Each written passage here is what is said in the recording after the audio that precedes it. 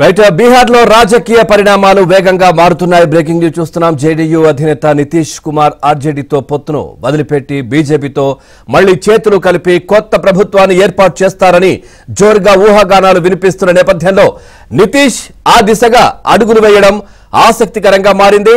నేటితో RJD, JD, Congress పార్టీల సంకీర్ణ ప్రభుత్వానికి తెరపడనుందన్న వార్తలైతే వినిపిస్తా ఉన్నాయి.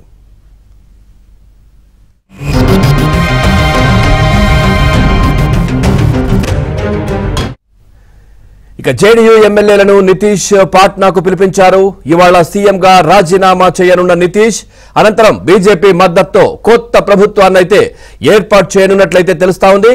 ఈ పరిణామాల నేపథ్యంలో నేడు బీహార్ కాంగ్రెస్ ఎమ్మెల్యేలతో సీఎల్పీ నేత షకీల్ అహ్మద్ ఖాన్ భేటీ కానున్నారు.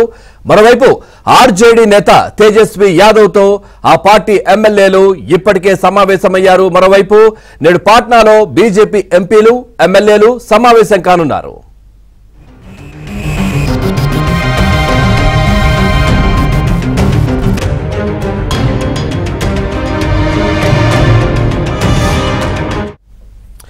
చూస్తా ఉన్నాం. బీహార్ లో రాజకీయ పరిణామాలు వేగంగా మారుతున్న పరిస్థితి. జేడీయూ అధినేత నితీష్ కుమార్ ఆర్జేడీతో పొత్తులు వదిలిపెట్టి బీజేపీతో మళ్లీ చేతులు కలిపి కొత్త ప్రభుత్వాన్ని అయితే ఏర్పాటు చేస్తారని జోరుగా ఊహాగానాలు వినిపిస్తున్న నేపథ్యంలో పరిస్థితులు కూడా అట్లాగే కనిపిస్తా ఉన్నాయి. సో దీనికి సంబంధించి మరింత సమాచారం మా ఢిల్లీ బ్యూరో చీఫ్ కృష్ణ అడిగి తెలుసుకుందాం. కృష్ణ, పూర్తి సమాచారం ఏంటి దీనికి సంబంధించి? పవన్, బీహార్ లో క్షణానికి రాజకీయ పరిణామాలు ఉత్కంఠగా రేపుతున్నాయి. నేడు ముఖ్యమంత్రి పదవికి నితీష్ కుమార్ రాజీనామా చేసే అవకాశాలు ఉన్నట్లుగా సమాచారం అందుతుంది. అంతేకాకుండా రేపు జేడీయూ శాసనసభాపక్ష సమావేశం కూడా జరగబోతుంది. బీజేపీతో కలిసి నితీష్ కుమార్ కొత్త ప్రభుత్వాన్ని మరోసారి ఏర్పాటు చేయబోతున్నట్లుగా బీజేపీ నేతలు కూడా కొంతమంది చెప్తున్నారు. అంతేకాకుండా కాంగ్రెస్ కు సంబంధించినటువంటి ఎమ్మెల్యేలు కూడా నితీష్ వెంట వెళ్లిపోయే అవకాశం ఉన్నట్లుగా ఇప్పుడు రాజకీయ వర్గాల్లో ఈ వార్తలు సంచలనం రేకెత్తిస్తున్నాయి. బీహార్ నిన్నటి నుంచి కూడా బీహార్ రాజకీయాల్లో వేగంగా ఈ రాజకీయ పరిణామాలు జరుగుతూ ఉన్నాయి. ఈ రోజు సీఎం పదవికి నితీష్ రాజీనామా చేసి ఆ తర్వాత రేపు మళ్ళీ కొత్త ప్రభుత్వాన్ని ఏర్పాటు చేసే అవకాశం ఉన్నట్టుగా చెప్తున్నారు. నితీష్ ఈ రోజు జేడీయూ ఎమ్మెల్యేలను పాట్నాకి పిలిపించారు. ఆ సమావేశంలోనే కొత్త ప్రభుత్వ ఏర్పాటుకు సంబంధించిన నిర్ణయం కూడా తీసుకునే అవకాశం ఉంది. బీజేపీ కూడా ఇందుకు సిద్ధమైనట్టుగా తెలుస్తుంది. నిన్న బీజేపీ కేంద్ర కార్యాలయంలో కీలక సమావేశం జరిగింది. బీహార్ రాజకీయాలపై చర్చించారు. ఆ సమావేశంలో కేంద్ర హోంశాఖ మంత్రి అమిత్ షా, బీజేపీ జాతీయ అధ్యక్షుడు నడ్డా కూడా పాల్గొన్నారు.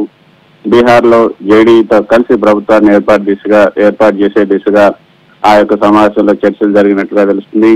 ఆర్జేడీతో తెగదెంపులు చేసుకుని బయటకు రావడానికి సీఎం నితీష్ కుమార్ కూడా సిద్ధంగా ఉన్నట్లుగా ఆ సమావేశంలో నేతలంతా కూడా చర్చించారు.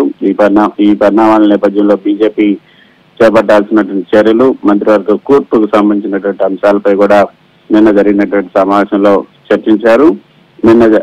ఈ సమావేశం తర్వాత ఈ రోజు బీహార్ కాంగ్రెస్ ఎమ్మెల్యేలతో పూర్ణియాలో నేడు సీఎల్పీ నేత షకీల్ అహ్మద్ కూడా భేటీ అవుతున్నారు. ఆర్జేడీ నేత తేజస్వి యాదవ్ కూడా ఆ పార్టీ ఎమ్మెల్యేలతో భేటీ అవుతున్నారు.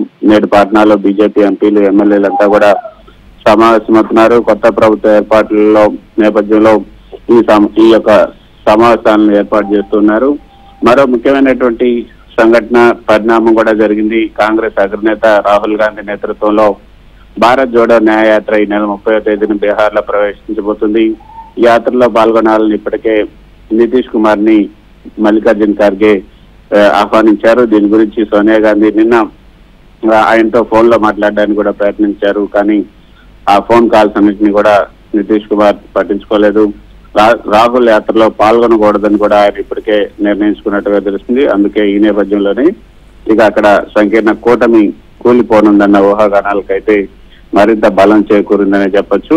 ఇక మళ్ళీ అక్కడ ఉన్నటువంటి పరిస్థితులు చూసుకుంటే ఆర్జేడీతో పొసగనే అంటే లాలూ ప్రసాద్ యాదవ్ కుమారుడు తేజస్వి యాదవ్ ఆయన కుటుంబ సభ్యులతో పొసగనే ఈ యొక్క నిర్ణయానికి నితీష్ వచ్చినట్టుగా తెలుస్తుంది. కానీ నితీష్ పదే పార్టీలు మార్చడం, పదే పొత్తుకు సంబంధించినటువంటి నిర్ణయాలు మార్చుకోవడంతో ఆయనకు ఉన్నటువంటి క్రెడిబిలిటీ కూడా పోయింది. ఈసారి ఆయన నేతృత్వంలో ఉన్నటువంటి కూటమి కావటం ఖాయం అన్నట్లుగా కూడా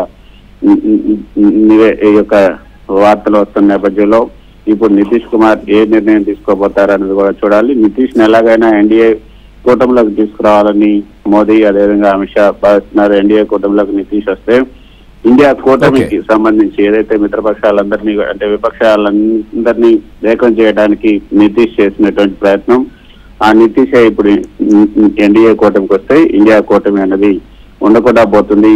మరోపక్క మమతా బెనర్జీ అదేవిధంగా ఆప్ కు సంబంధించిన నేతలు వీళ్ళంతా కూడా ఇప్పటికే ఈ యొక్క రాబోయే ఎన్నికల్లో తాము స్వతంత్రంగానే పోటీ చేస్తాం, ఒంటరిగానే పోటీ చేస్తాం, కాంగ్రెస్ పార్టీకి టికెట్లు ఇచ్చేది లేదు, ఇండియా కూటమి కూడా టికెట్లు ఇచ్చేది లేని నేపథ్యంలో ఇండియా కూటమి ఎగ్జిస్టెన్సే ఉండకుండా ఉంటుంది అన్నది కూడా బీజేపీ నేతలు చెప్తున్నారు. అందుకే నితీష్ రావడాన్ని కూడా అమిత్ షా మోదీ కూడా ఎంకరేజ్ చేస్తున్నట్లుగా మనకి